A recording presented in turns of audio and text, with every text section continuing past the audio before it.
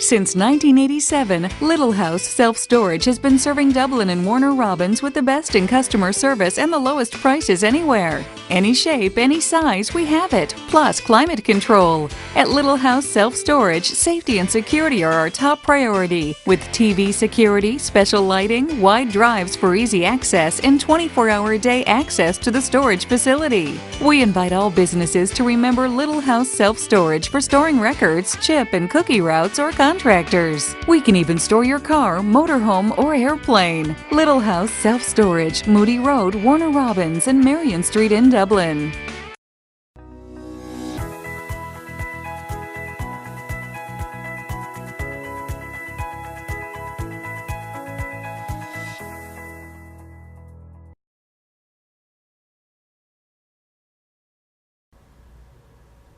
Hello, I'm Scott Whittington with the Vinson Voice, and we're back. In today's show, we're going to talk about Feds Feed Family. And we're here with Shawna Quota, and she is going to be heading up this event we got going on. And so tell us a little bit, what is Feds Feed Family? So Feds Feed Families is an initiative for gathering food donations for food pantries that are traditionally receiving lower amounts of donations during the summer months. So it's something that the federal government does for federal employees to participate in so that we can try to boost those numbers up in the summer months. Okay. And so we're going to be doing it here at the hospital. Where's our food going? The food is going to stay within this hospital to be given to veterans as they leave programs, or they can come in and get food as they need it. Now, last year I heard we raised nearly 3,000 pounds. Is that right? Or close to it? They had about 2,600. 2,600. All right. Yeah, we're going to break that. All right. So this year our goal is going to be what? This year is over 3,000. All right. All right. So what is this is for employees. What do they need to do to participate in this? So each department should have a box by now that also has information on it. It talks about the most wanted items, things that do best in these kind of food drives, like bottles of juice, peanut butter, canned beans, canned vegetables, things like that. So they can just donate their food into those boxes, and the HOP participants are going to come around as needed and on a regular basis to come collect the items. And we're also going to make sure that we take down where they came from so that every department gets their credit for what they've donated. All right, so we're going to track it. Yes. All right, very well.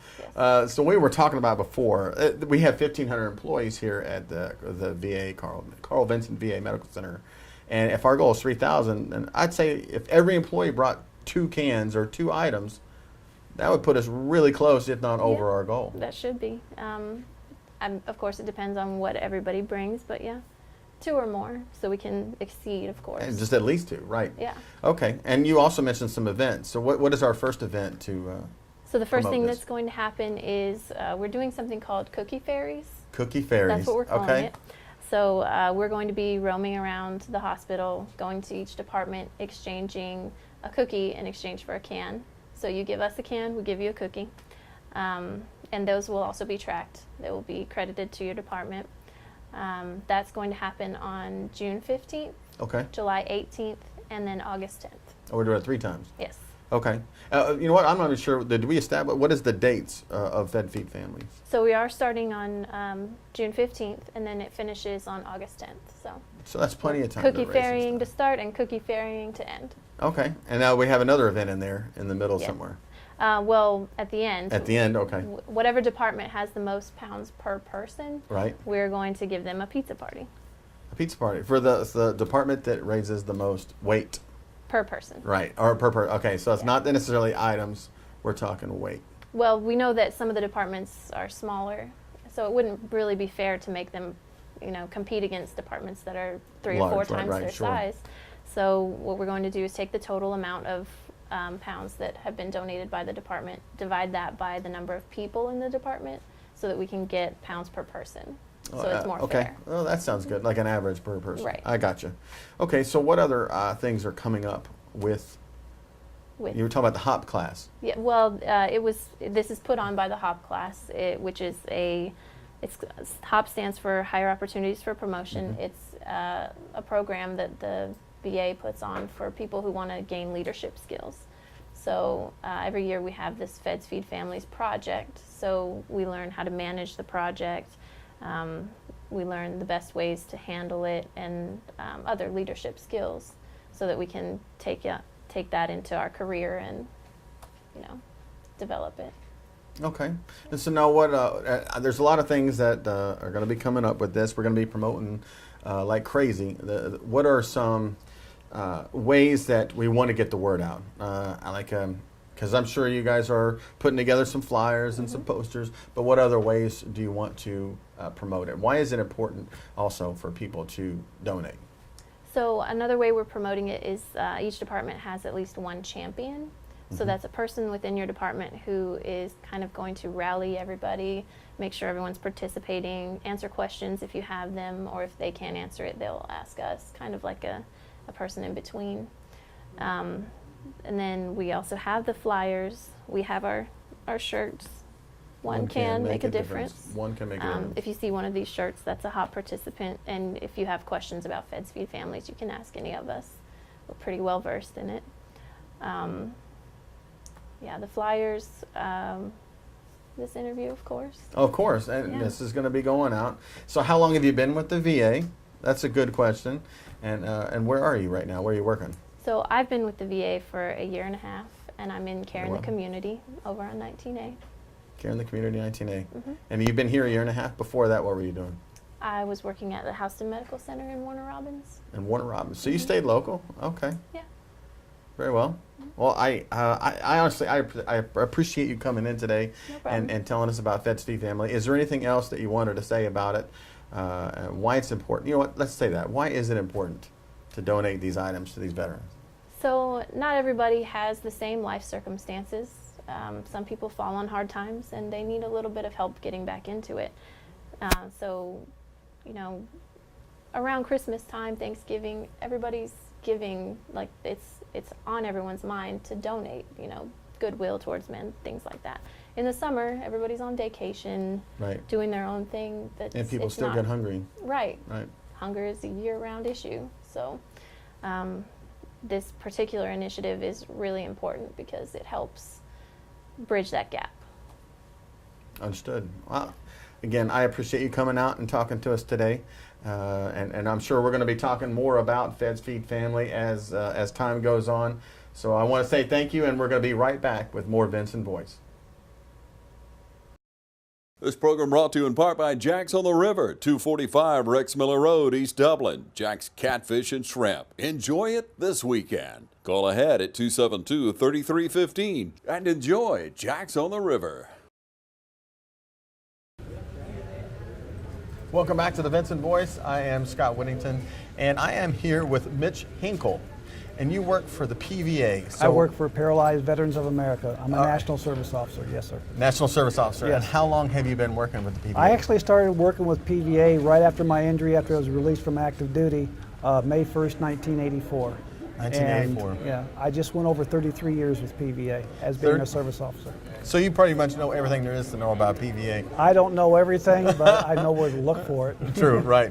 And so today we just had our quarterly PVA meeting here at the Carl Vinson, and you were bringing up some interesting points that I wanted to make sure that our viewers knew about. And so you were talking about filing claims. Would you expand on that? Sure, yeah. The type of claims that I work with at the regional office are claims for veterans who have served active duty that have service-connected disabilities. Basically, a service-connected disability, you got to have three factors. You got to show the injury happened while on active duty by looking at your service treatment records. Got to have a current diagnosis, and if it's been over 1 year from your discharge date, you got to have a medical opinion by a doctor stating the condition or conditions you're claiming. He has to basically state that he's reviewed your service treatment records and how and why the conditions you're suffering from now is actually related to or secondary to your service-connected conditions you're already suffering from. Okay, and so you were saying that there's a form that they have to make sure they file. Right, yes. Since the VA has gone electronic files, what a veteran has to do now is that they have to submit a VA form 21-526EZ. That application has to be of record when the veteran makes his claim. What you got to remember is that in the past, what the VA used to do is that when they a veteran filed a claim, he could just use an ordinary 21-4138 statement in support of claim, saying, I wish to reopen my claim, service connection for, let's say, for hypertension. That would start off the claim, and if a veteran had a previous claim in, he wouldn't have to do another 526, 21-526, which is already a record, but now it's mandatory, it is.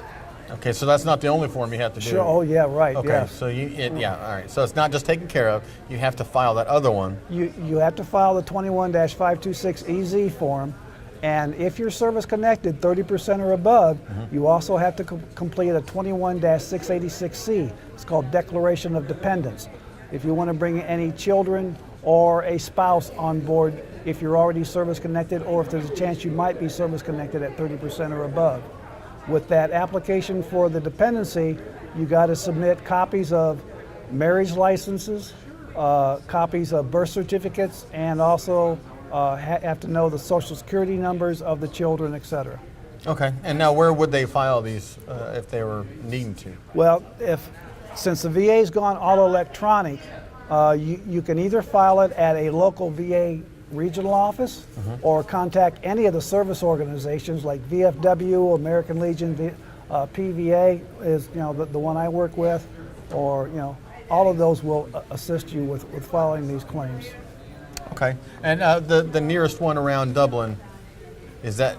Here in Dublin, there is actually, from what I understand, there is a State Department of Veterans Affairs office here in the Dublin VA Medical Center.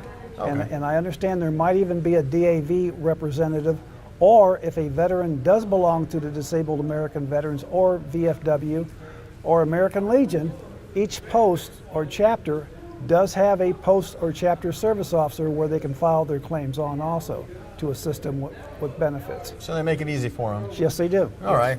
Now you also said, we're talking about veterans, you also said that you were a veteran as well. Yes. Right? And this was I think you said the Navy. Yes, I was in the Navy. I actually enlisted in the Navy January 1st of 1974, and I was injured on August of 1985. 1985. Yes. So 74 to 85. Yes. So you did your time. 11 years before I was discharged. And now what did you do in the Navy? I first started out as an engineman where I worked on engines and Liberty boat launches. I did that for about 2 years. And then I ran Mike 8 landing crafts, and I almost became totally deaf. And then I switched my rate over to be a foundryman or the repair department, and then I started working and repairing submarines. Oh, very well. Yes. How long did you work on subs? I worked on subs for about 8 years. 8 years on submarines. Yes. So you know your way around a submarine as well. Oh, yeah. I started off in actually in the old site, which was over there in Holyloch, Scotland. From there, I was transferred down to Norfolk, Virginia. From Norfolk, Virginia, I went out to San Diego for a while. I was out in Diego Garcia. I also, our ship also went out to Rota, Spain, and Italy also. So you traveled the world in that thing. Yes. Very well. All right. So when we were talking about PAV, we have a lot of viewers out there that may qualify for that. What is the criteria for joining the PAV, and what do they need to do? Okay, the basic criteria for PVA is you got to be an honorably discharged veteran and suffer from a spinal cord injury or disease. If you want to know what type of diseases and what type of injuries, diseases would be like ALS is the new one, which the VA just allowed, which is automatically, if a veteran has 90 days of active duty service, he has a diagnosis of ALS, which is Lou Gehrig's disease, that's an automatic 100% right off the bat. Then if other types of disabilities is multiple sclerosis and also spinal cord injuries to the actual spinal cord involvement.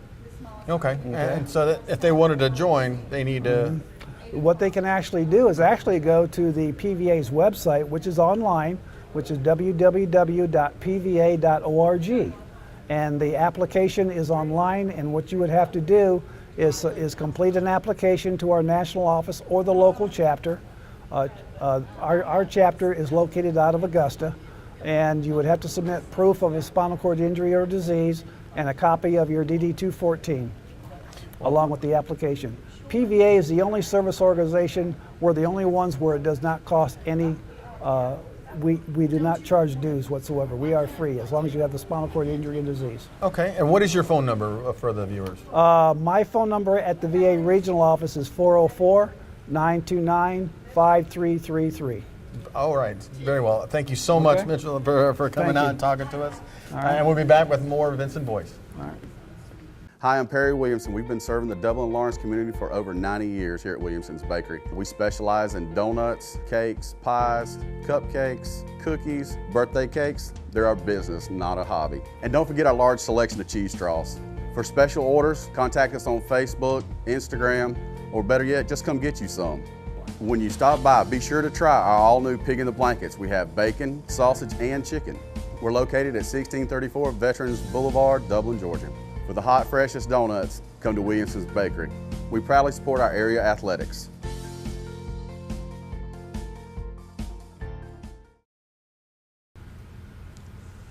Welcome back to the Vinson Voice. I'm Scott Whittington, and I am here with Mr. Willis, Joe Willis.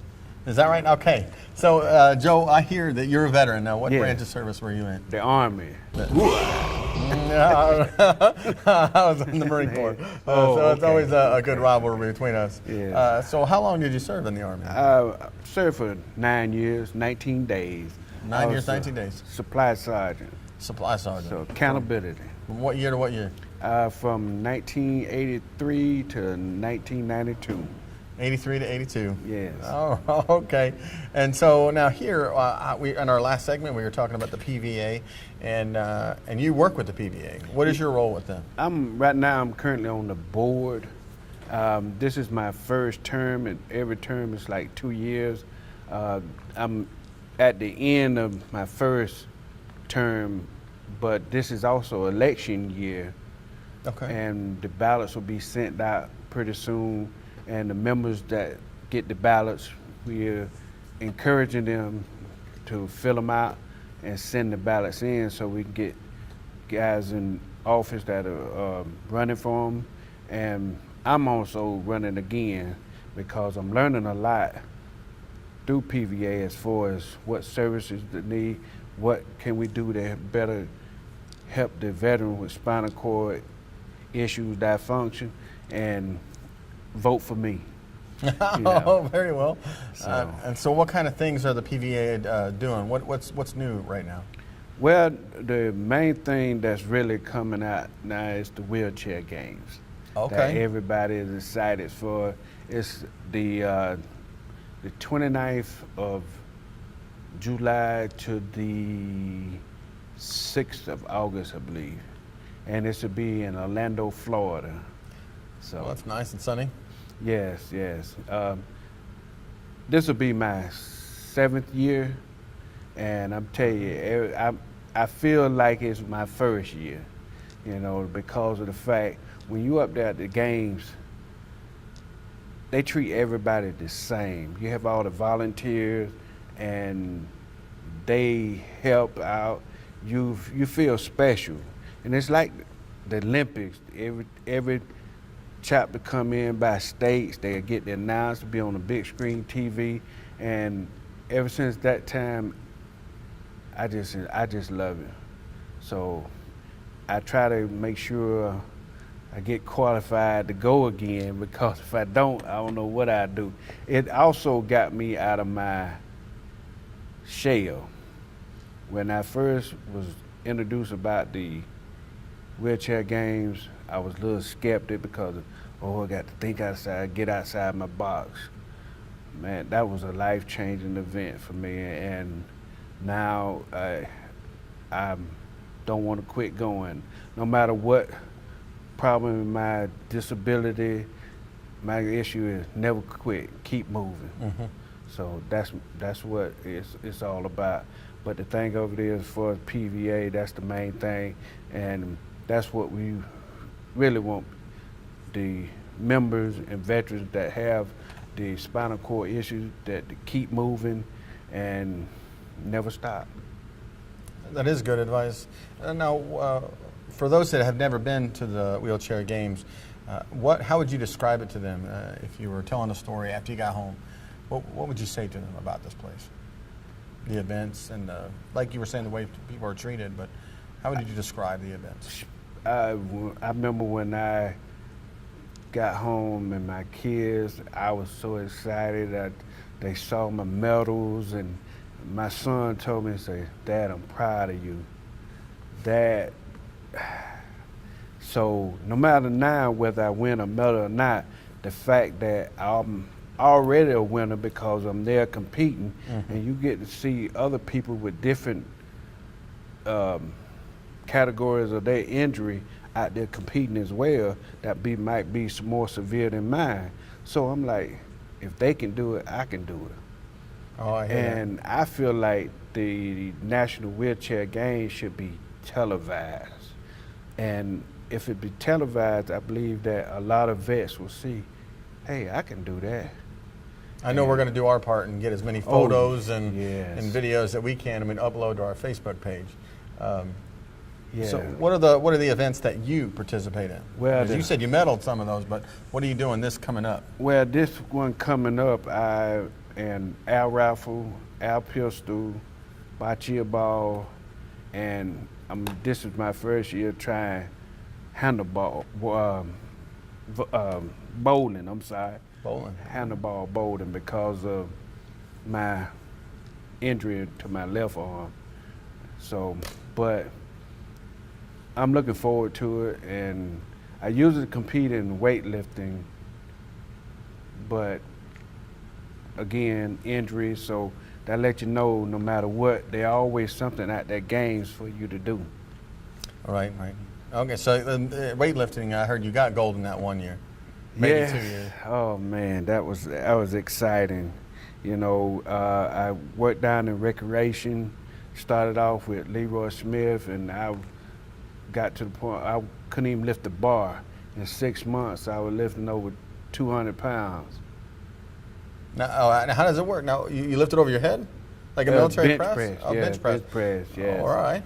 And that was a great accomplishment for me because my kids were there watching as I progressed in the weight training. So, but then through the years, I had a little injury, so now I can't do weightlifting no more. But That's just one event. You got 4 other events you're saying. So. Like I said, air rifle, bowling, and bocce ball. This will be my second year, which is a growing sport. So that lets you know no matter what your injury is, it's always something at the games you can do. And I be at all the times watching the other athletes out there competing. I'm sure you're excited about these upcoming games. I mean, I'm sure you're still training and getting ready for it. I hope you bring home the gold. Yeah. And, thanks. If I don't bring home the gold, I'm still coming back and winning. Held head high. Yes, held All right. head high. So thank you again for joining us, sir. And we'll be right back with more Vinson Voice.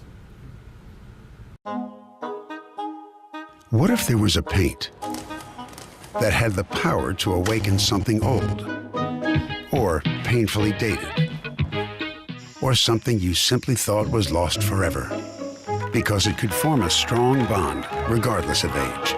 If a paint could give any time-worn surface stunning new life, you have to wonder, is it still paint?